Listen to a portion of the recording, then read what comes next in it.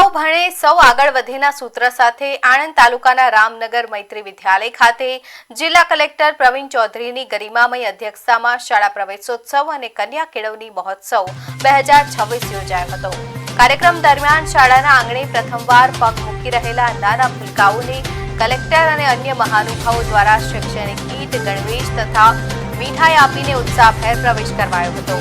આ પ્રસંગે કલેક્ટરે એક રડતા બાળકને તેડીને હસાવતા સહજ સંવાદ સાધ્યો હતો, જે દ્રશ્યોએ વાલીઓના દિલ જીતી લીધા હતા અને તેમણે અનુરોધ કર્યો હતો કે કોઈ પણ બાળક શિક્ષણથી વંચિત ન રહે અને ધોરણ 12 સુધીનો અભ્યાસ પૂર્ણ કરી ઉચ્ચ શિક્ષણ મેળવે। કાર્યક્રમમાં શાળાની તેજસ્વી કન્યાઓનું સ્મૃતિ ચિહ્ન આપી સન્માન કરાયું હતું।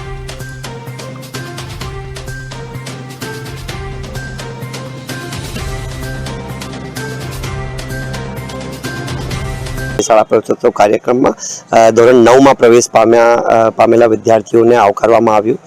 આ ઉપરાંત તમામ જે દાતાઓ છે જે આ શાળા માટે ખૂબ દાન આપી રહ્યા છે, આ દાતાઓનું પણ સન્માન કરવામાં આવ્યું।